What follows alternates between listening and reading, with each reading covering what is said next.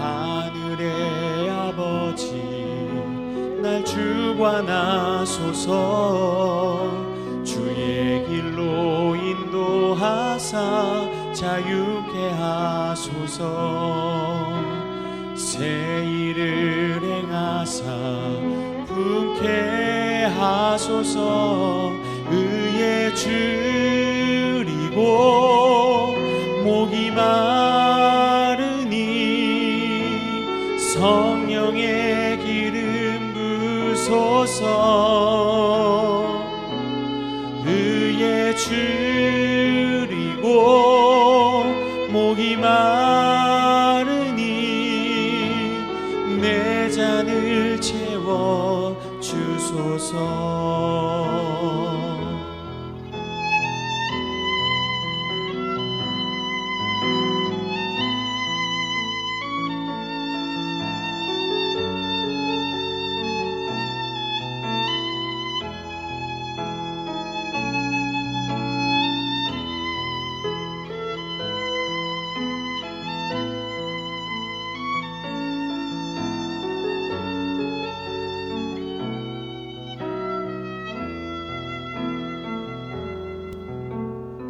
성령으로 채우사 주보게 하소서. 주의 임재 속에 은혜 알게 하소서. 주 뜻대로 살아가리 세상 끝날까지. 나를 빚으시고 새나 열어주소서. 의에 줄이고 목이 마르니 성령의 기름 부소서. 의에 줄이고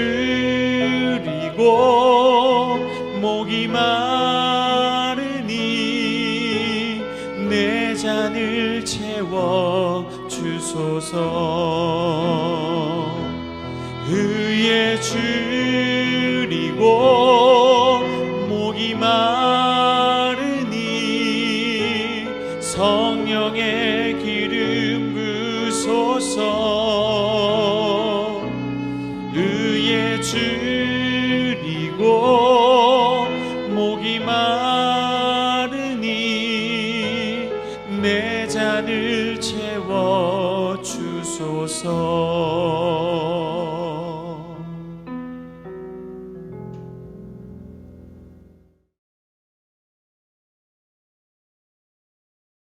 샬롬. 귀한 하루를 아침 묵상과 기도로 시작하는 모든 성도님들에게 우리 주 하나님 아버지와 주 예수 그리스도로부터 은혜와 평강이 충만하시기를 축복합니다. 우리 오늘 함께 살펴볼 말씀 시편 46편 4절부터 7절까지의 말씀 함께 읽겠습니다. 한 시내가 있어 나뉘어 흘러 하나님의 성 곧 지존하신 이의 성소를 기쁘게 하도다. 하나님이 그 성 중에 계심에 성이 흔들리지 아니할 것이라. 새벽에 하나님이 도우시리로다. 문나라가 떠들며 왕국이 흔들렸더니 그가 소리를 내심에 땅이 녹았도다.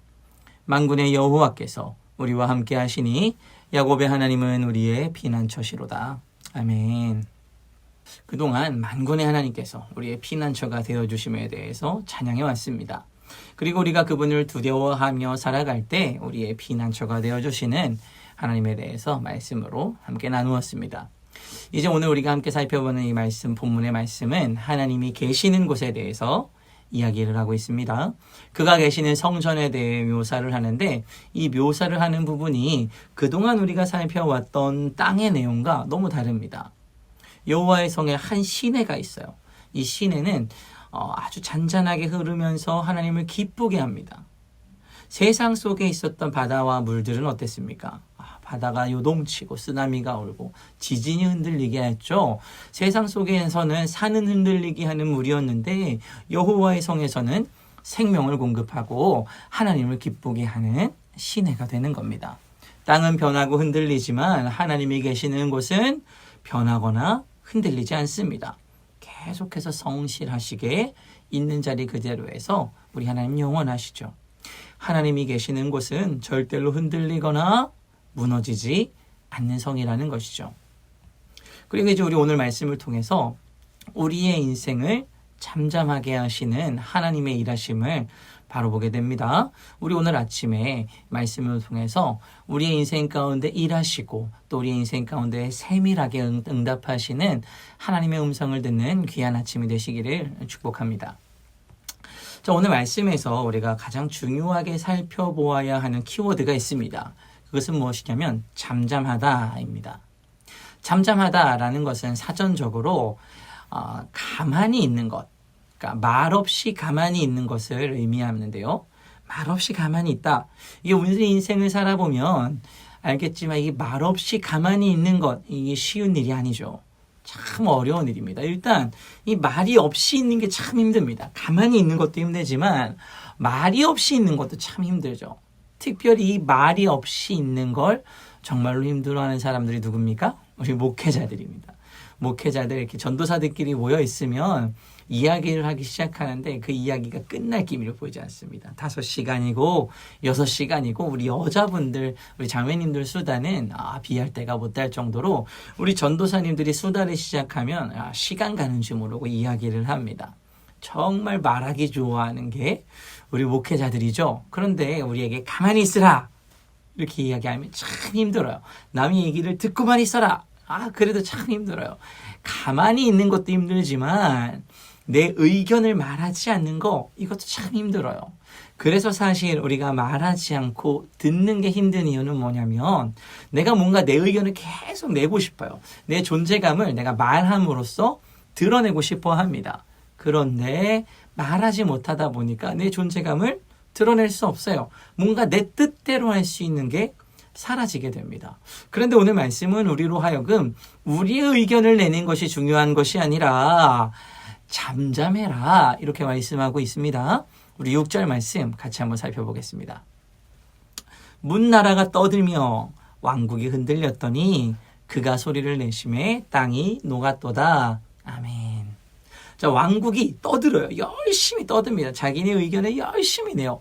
그걸로 인해서 서로 싸우고 전쟁이 나고 지진이 납니다. 흔들려요. 온 땅이 요동칩니다. 그런데 이때 우리 하나님께서 어떻게 하십니까? 소리를 내세요. 그러니까 땅이 녹았다고 합니다. 여기서 이 녹았다라는 히브리어 원문은 다시 살펴보면 잠잠해지다 이런 의미를 가지고 있습니다. 즉 우리가 아무리 열심히 우리의 소리를 내도 우리 하나님께서 소리를 내시면 잠잠해질 수밖에 없는 것이죠.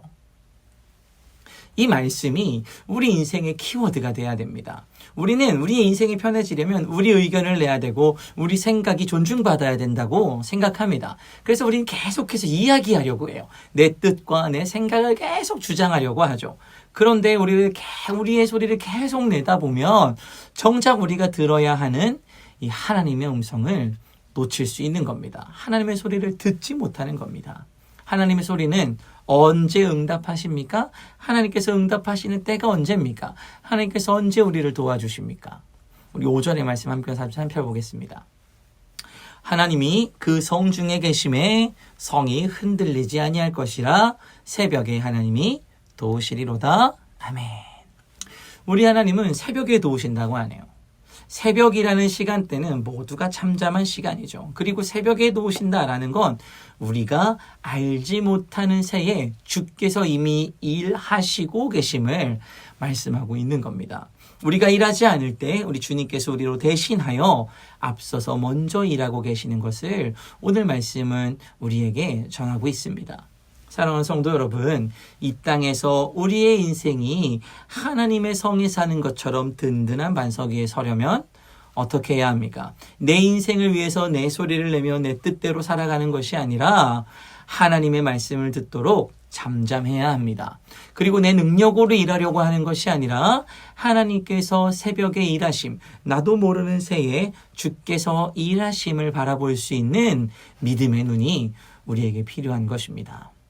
우리 열왕기상 19장 11절과 12절의 말씀을 같이 한번 읽어보겠습니다.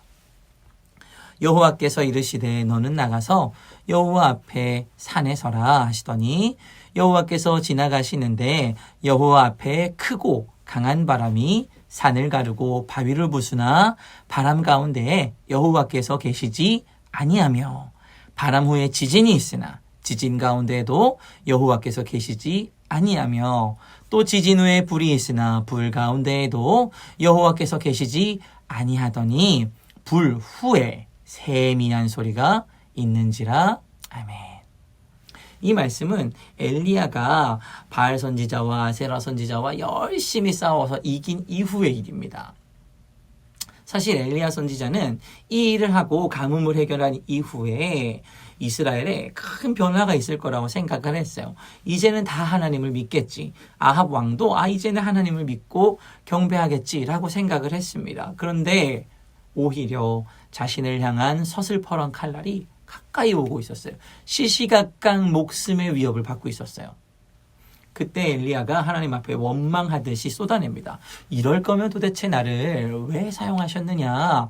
차라리 나를 죽게 그냥 놔두세요. 하나님 앞에 이렇게 고백을 하죠. 그때 하나님께서 엘리야에게 찾아오셔서 이렇게 말씀을 하시는 겁니다. 크고 강한 바람, 그 가운데 나 있지 않다.